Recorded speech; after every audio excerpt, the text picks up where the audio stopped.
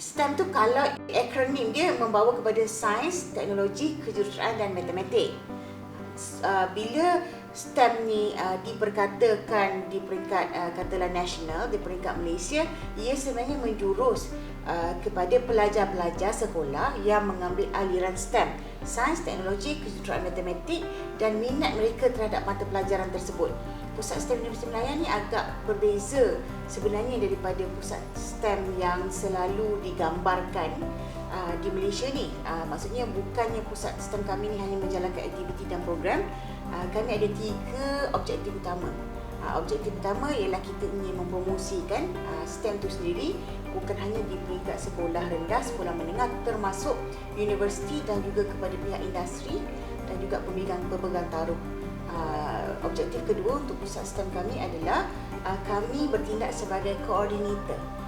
Koordinator tidak kira untuk mana-mana badan agensi kerajaan ataupun agensi swasta. Contohnya, kami sekarang ni adalah koordinator untuk program My STEM Ambassador di bawah Kementerian Pendidikan Tinggi, bahagian mahasiswa holistik, di mana kita koordinate program My STEM Ambassador untuk 20 IPTA di seluruh Malaysia dan juga beberapa IPTS yang terlibat.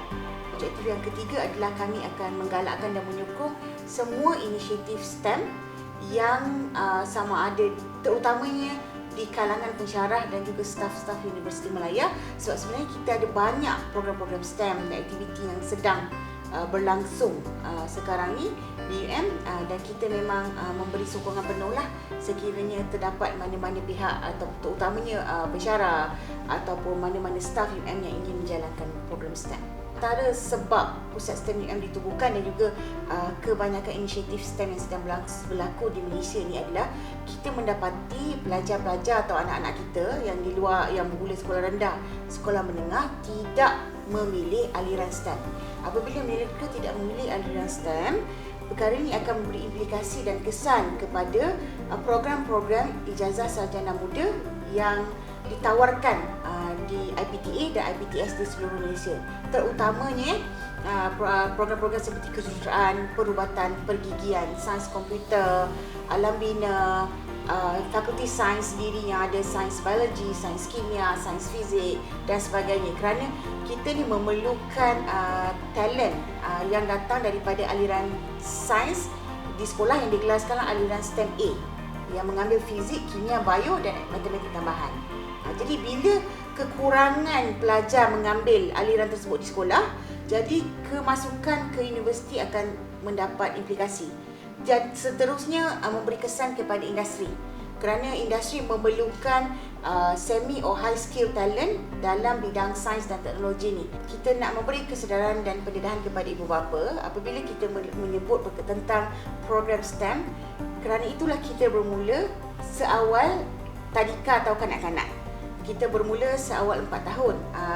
Jadi kita sebenarnya salah satu niche program yang kita sokong kuat dan kita support dan adalah di bawah program yang dinamakan Let's Go to Mummy's Lab. Kerana kita nak kesedaran tu datang lebih awal. Kita tidak mahu kesedaran itu hanya timbul apabila anak dah masuk tingkatan 4. Itu dah agak lewat sebab dia dah sepanjang proses pembelajaran mereka di sekolah dan sekolah menengah tak ada pendedahan tentang STEM. Jadi kita telah program Let's Go to Mummy's Lab tu adalah bermula 2017 dan ada banyak modul yang kita telah hasilkan, di mana program ini lebih kepada menarik minat ibu bapa juga memahami anak-anak dia sekecil 4 tahun untuk mereka didedahkan dengan STEM supaya mereka tidak kekok dan tidak takut bila dah masuk sekolah menengah nanti. So, program Let's Go to Mummy's Lab ni kita menghasilkan modul-modul baru untuk anak-anak yang berumur tadika dan sekolah rendah awal, tahun 1 sampai tahun 3 dan tadika.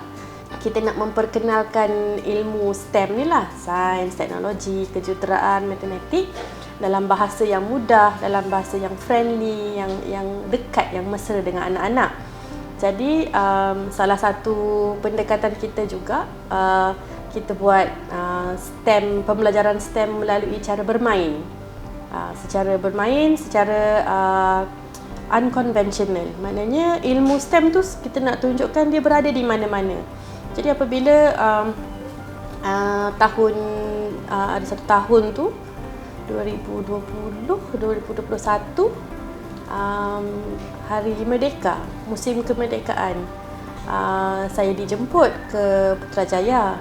Dia bagi seminar, workshop dengan Dr. Wendy berkenaan dengan kenegaraan.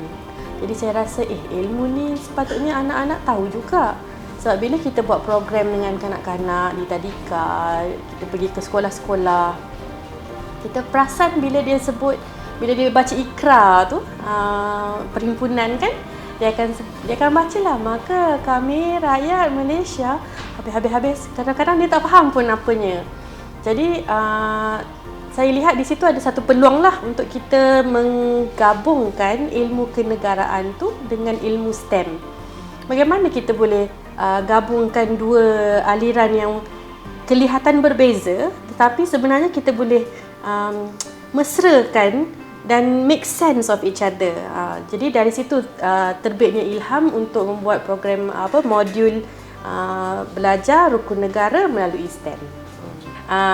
Untuk pengetahuan semua, masa kita dapat ilham untuk buat program modul rukun negara ni, masa tu tengah PKP. Jadi satu kejayaan jugalah bagi pihak UM STEM dan Let's Go to Mummy's Lab, di mana kita berjaya menghasilkan modul sewaktu tengah-tengah PKP. Tengah-tengah PKP kita berjaya menghasilkan modul ni.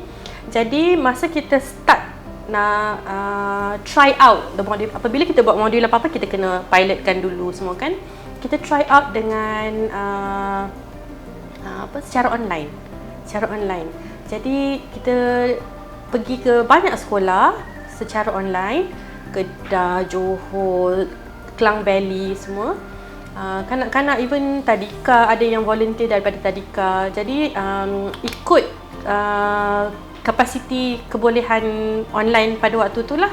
Banyak testimoni kami dapat daripada parents, daripada ibu ayah, guru-guru. Kalau ada datang lagi.